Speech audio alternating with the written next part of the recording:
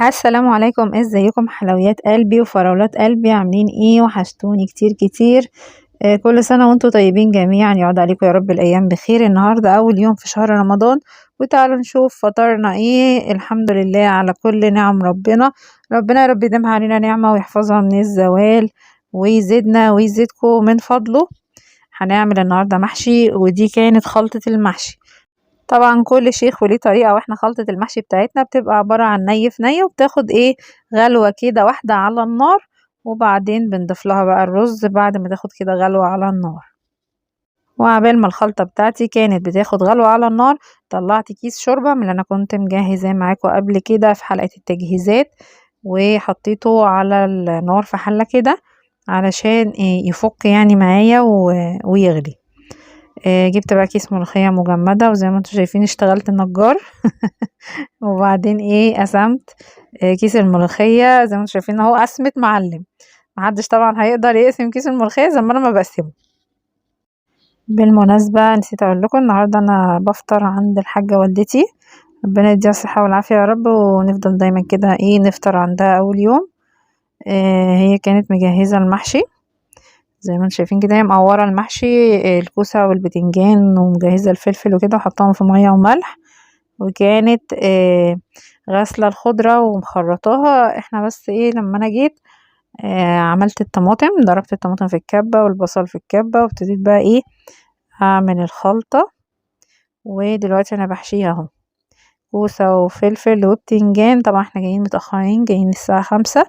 الخطة كان فيها ورق عنب، بس الخطة بقى اتغيرت لان احنا طبعا جينا ايه متأخرين، فما فيش وقت ان احنا نقعد نلف ورق عنب. حلوة قوي على كده. احنا عاملين يعني شبه غديوة يعني. في حاجات انا جايباها من البيت وانا جاية، علشان عندي الولاد طبعا هيتأمروا على المحشي انا عارفة. فجبت لهم معايا المكرونة النجريسكو اللي احنا كنا مجهزينها برضو في حلقة التجهيزات. يعني وانا جاية جبت المكرونة وجبت الشوربة عشان نعمل ايه الملوخية.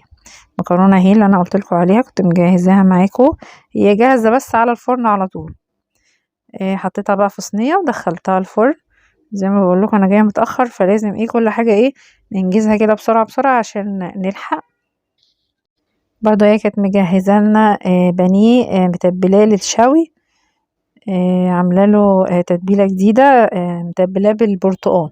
الناس بتفطر بط بالبرتقال، انما احنا عشان ما بحبش البط فهنفطر بانيه مشوي بالبرتقال. ده بقى المحشي بعد ما انا حشيته، بقى معايا شويه رز، رحت ايه حتفاهم في ارضيه الصينيه كده، علشان لما يستوي بقى الرز ناكله ايه مع المحشي، بيبقى متحدق كده. انا بصراحة بحبه عن المحشي يعني.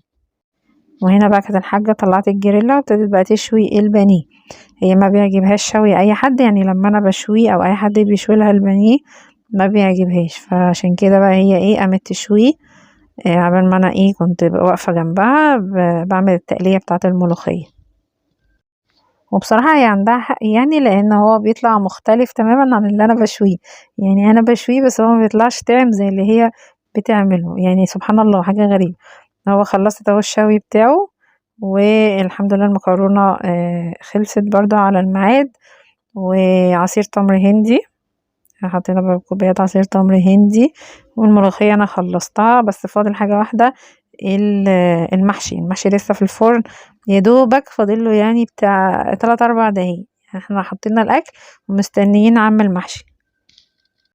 كده خلاص المغرب أذن والولاد قعدوا، وانا قلت لهم كلوا يعني، لان هما كده كده ملهمش في المحشي، فايه اللي يخليهم يستنوا، احنا بس هنستنى المحشي فاضل له بس ايه كام دقيقة كده. زي ما انتم شايفين انا واقفة وهم قاعدين علشان اتابع المحشي. انا لسه برضو ايه هروح ابص على الفرن وارجع تاني. بصوا هو يعتبر استوى، بس هو فيه قرشة كده، عارفين الخضار لما بيبقى لسه فيه قرشة كده بيقرش، يعني مش مستوي قوي يعني، بس شغال يعني مش ني قوي، هو معقول يعني يتاكل.